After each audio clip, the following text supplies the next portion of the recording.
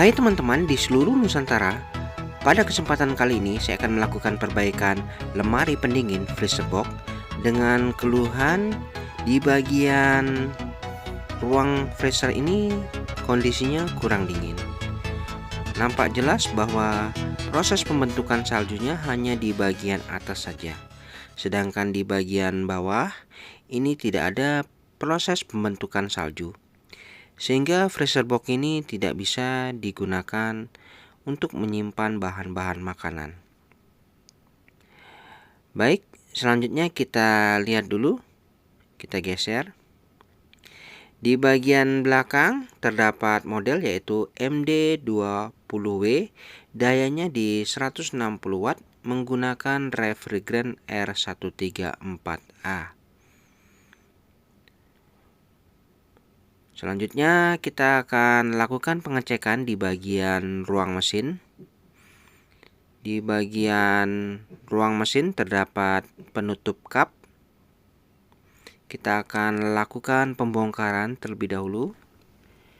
Baik, setelah kita lakukan pembongkaran kap penutup mesinnya ini, nampak jelas ya bahwa terlihat mesin kompresor yang digunakan ini apakah berfungsi dengan baik atau tidak. Yang pertama kita cek dulu mesin kompresornya ini apakah bergetar. Ya, bergetar. Untuk mesin kompresornya ini sepertinya pernah dilakukan pergantian karena mesin kompresornya sangat kecil ini, yaitu VC45 yang kategorinya adalah 1/8 PK. Jadi mesin kompresornya sangat kecil sekali ya.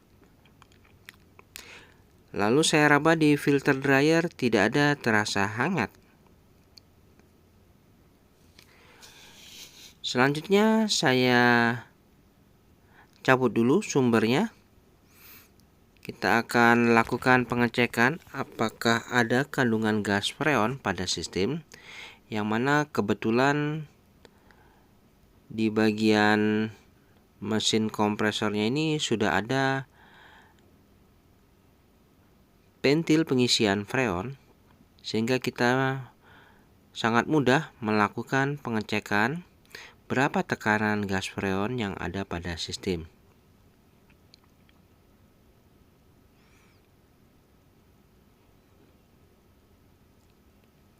Oke, untuk kondisi off ini tekanan freonnya menunjukkan di skala 30 PSI.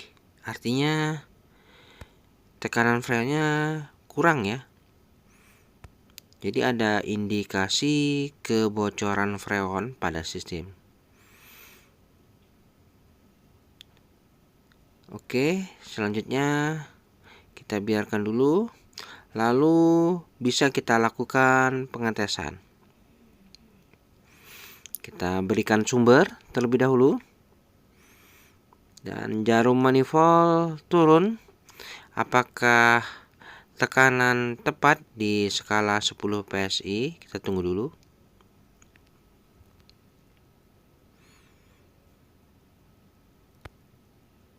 Oh, ternyata tekanan freonnya kurang dari 10 PSI. Saat ini menunjukkan di 0 PSI. Jadi positif ini, ada kebocoran freon pada sistem. Oke, saya cabut dulu sumbernya. Untuk selanjutnya kita harus cari di mana letak kebocoran freon ini. Jadi indikasi ada kebocoran freon pada sistem. Selanjutnya saya akan lakukan tes press untuk mencari di mana letak kebocoran. Caranya kita akan berikan tekanan langsung pada sistem ini dengan menggunakan udara Seperti biasa, saya akan tekan menggunakan mesin kompresor eksternal. Namun sebelumnya, spuyer pentil pengisian kita lepas dulu ya. Oke, ini saya siapkan manifold double khusus untuk melakukan test press.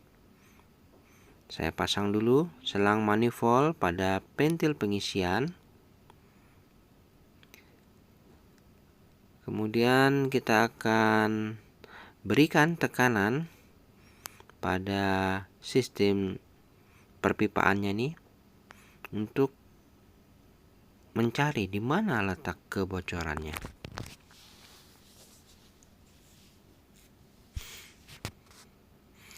Oke, saya gunakan mesin kompresor eksternal ya, khusus untuk melakukan test press dalam hal proses perbaikan.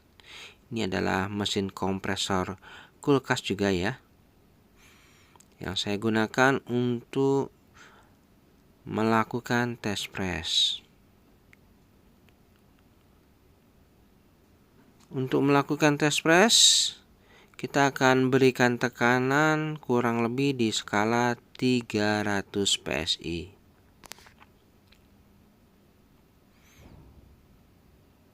Oke, saya akan lakukan test press terlebih dahulu untuk mencari di mana letak kebocoran perpipaannya nih.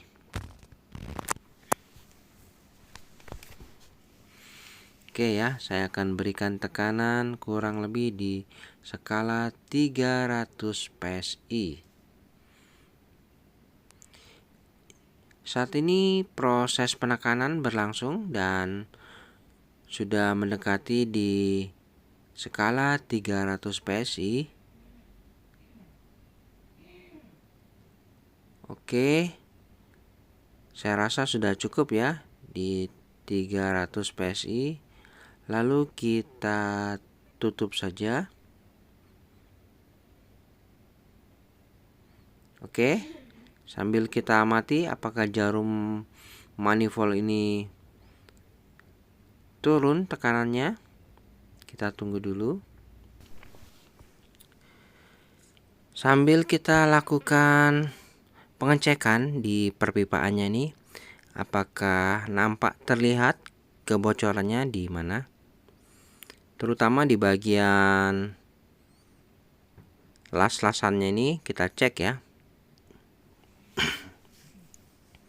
Oke, saya cek di bagian sambungan las-lasan perpipaannya nih, apakah ada titik kebocoran.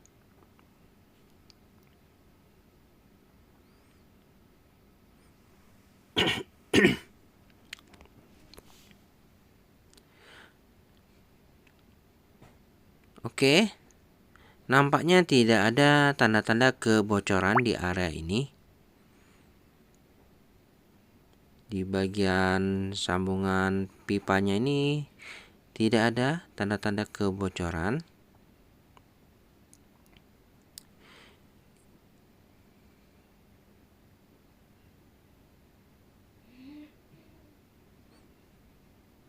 Oke, kita pastikan lagi ya. Jadi benar-benar kita lakukan pengecekan dan dirasa yakin tidak ada.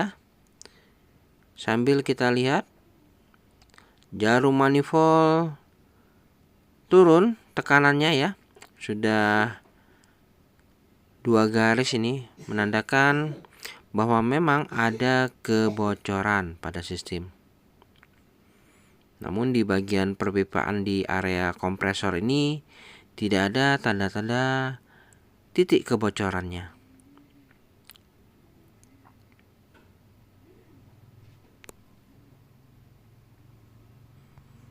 Oke, dari sini bisa disimpulkan kemungkinan kebocorannya itu yaitu di bagian dalam bodi. Namun saya belum bisa pastikan ya apakah di evaporator atau di pipa kondensor. Oke. Selanjutnya kita akan analisa kembali di mana kira-kira ya kebocorannya, apakah di pipa evaporator atau di pipa kondensor. Selanjutnya kita kuras dulu tekanan udara yang telah kita masukkan.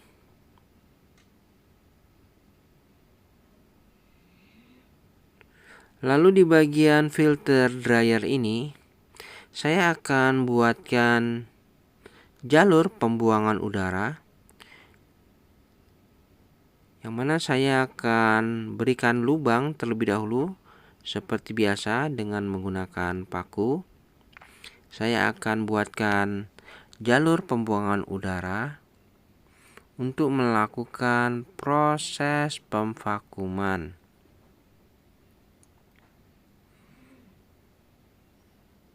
Oke, untuk tekanan udara yang ada pada sistem ini kita buang dulu semuanya.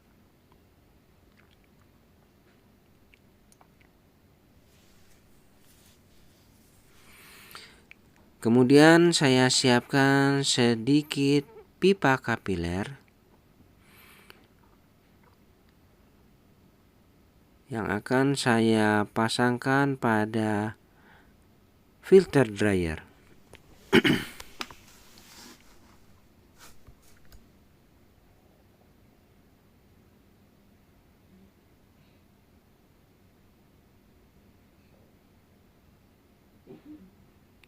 Oke, selanjutnya saya akan lakukan proses pengelasan.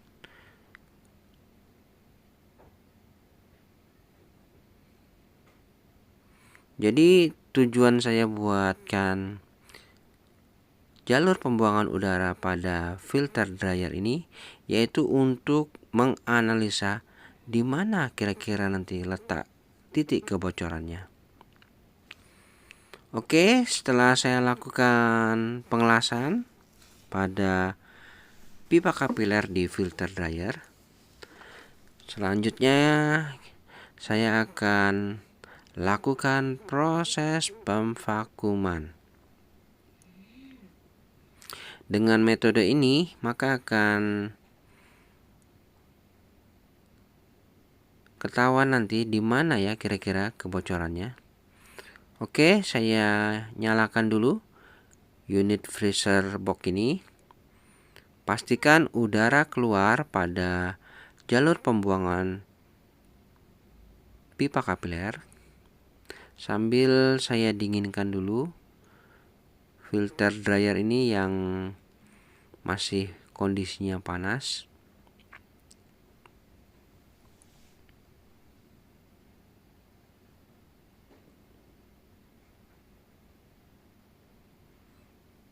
Oke, biarkan dingin dulu.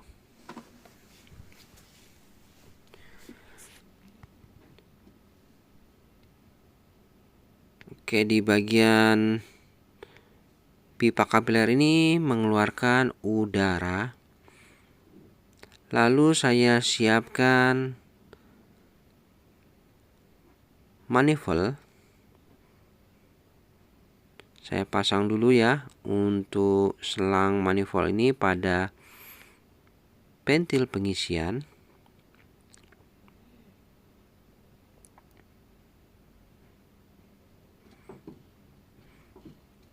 Jarum manifold saat ini menunjukkan di 0 PSI, lalu kerannya saya tutup.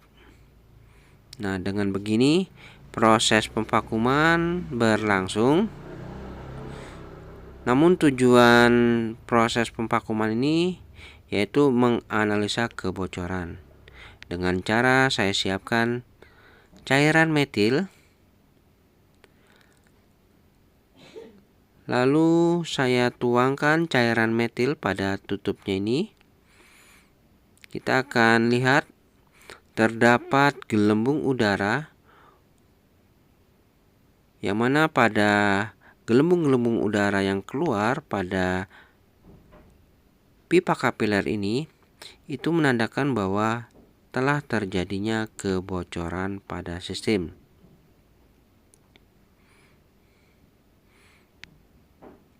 Oke, saya perjelas, saya perdekat ya biar lebih enak melihatnya.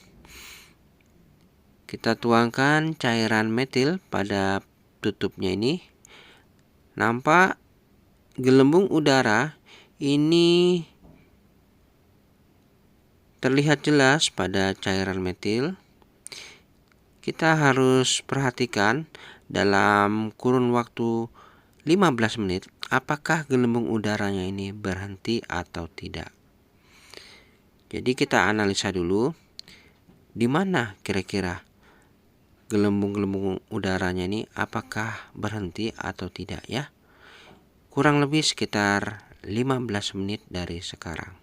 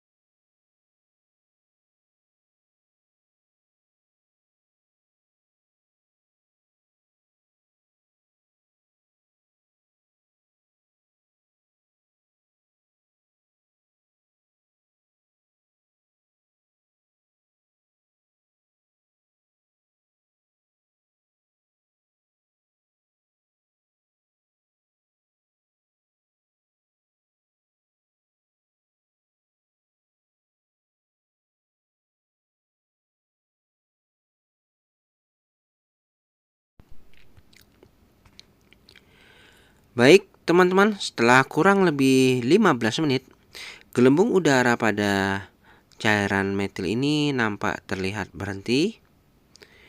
Dari sini kita bisa dapat kesimpulan bahwa kebocoran di area pipa kondensor. Lalu kita harus matikan dulu ya, cabut sumbernya. Pastikan cairan metil ini terhisap. Artinya bahwa tidak ada kebuntuan pada sistem. Nah, dari analisa ini sudah dipastikan bahwa kebocoran di area pipa kondensor. Maka dari itu, kita akan pasangkan kondensor eksternal di bagian belakang pressure box ini.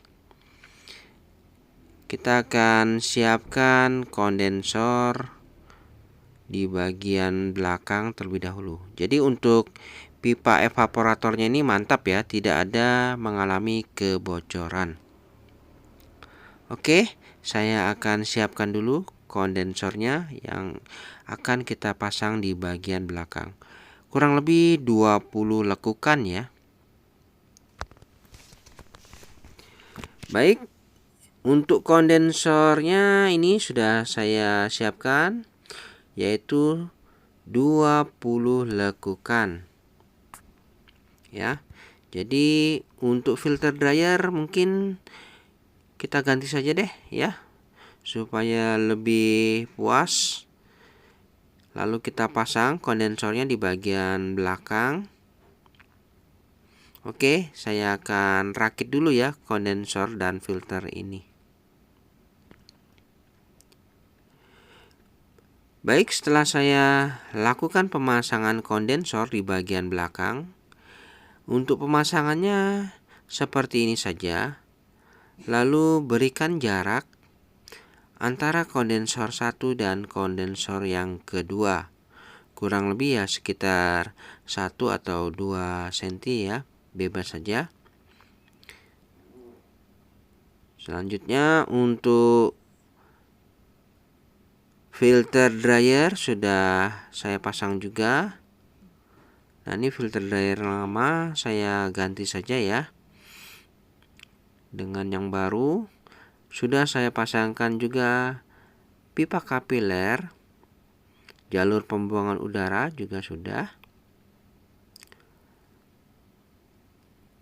Pipa kondensor yang lama tidak kita gunakan lagi, jadi saya gunakan pipa kondensor yang baru. Lalu saya pasang sepuyer pentil pengisian. Kita akan lakukan proses pemvakuman sebelum melakukan proses pengisian freon.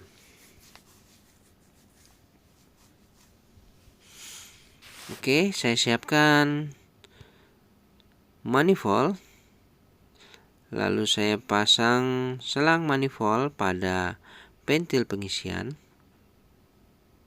Jangan lupa kita kencangkan. Jangan sampai ada sedikit saja kebocoran pada saat proses pemvakuman. Lanjut, kita nyalakan unit pressure box.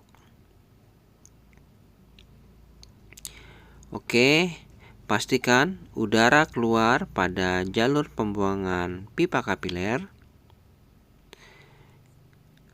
Pastikan jarum manifold bergerak turun pada saat proses pemvakuman.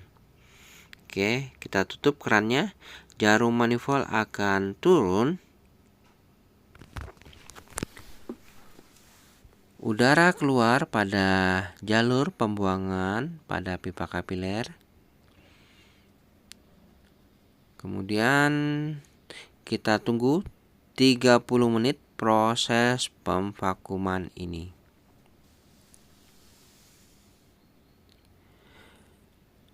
Setelah 30 menit proses pemvakuman, kita lihat dulu, pastikan jarum manifold menunjukkan di skala minus 30 PSI. Lalu tidak ada lagi udara yang keluar pada jalur pembuangan pipa kapiler. bisa kita lakukan penyegelan.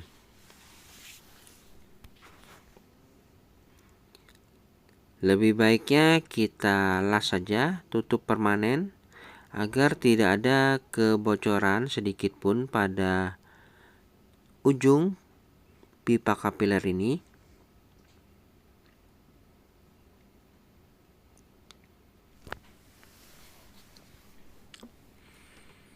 Oke, setelah tertutup rapat, selanjutnya kita akan siapkan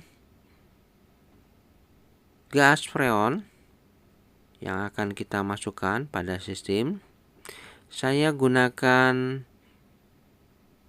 freon Jincool R134A.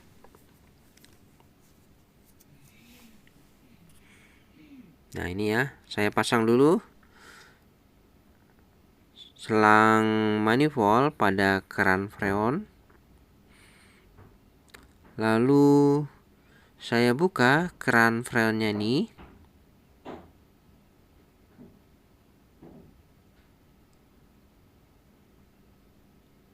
Oke, setelah itu kita jangan langsung melakukan proses pengisian freon. Namun kita harus buang dulu udara yang terjebak pada selang manifold yang berwarna merah. Oke, kita pastikan ya. Kemudian jangan lupa kita eratkan kembali. Lalu setelah itu baru kita boleh melakukan proses pengisian freon pada sistem.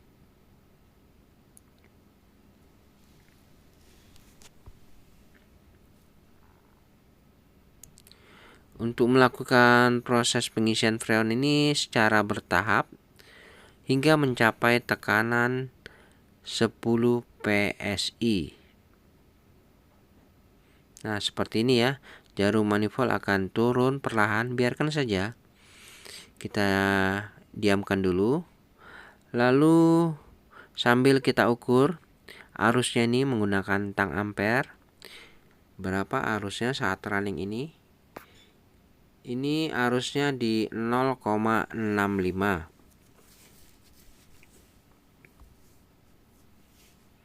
Jarum manifold masih di bawah 0 PSI. Kita bisa tambahkan lagi sedikit demi sedikit hingga tepat di skala 10 PSI.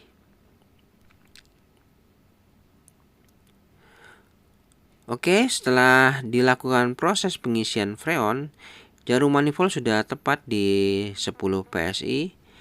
Arusnya di 0,9 ampere.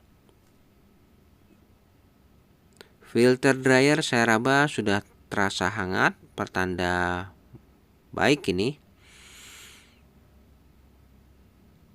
Kemudian kita bisa raba di pipa kondensor ini, pastikan terasa hangat. Oke, saya rasa sudah cukup ya untuk proses pengisian freon. Lalu kita intip dulu bagaimana kondisi ruang freezer. Untuk ruang freezer saat ini proses pembentukan saljunya nampak tidak terlihat ya. Jadi sedikit lambat ini proses pendinginannya. Hal ini dikarenakan mesin kompresor yang digunakan ini terlalu kecil. Yang mana untuk freezer box ukuran 200 liter itu paling tidak 1/5 PK.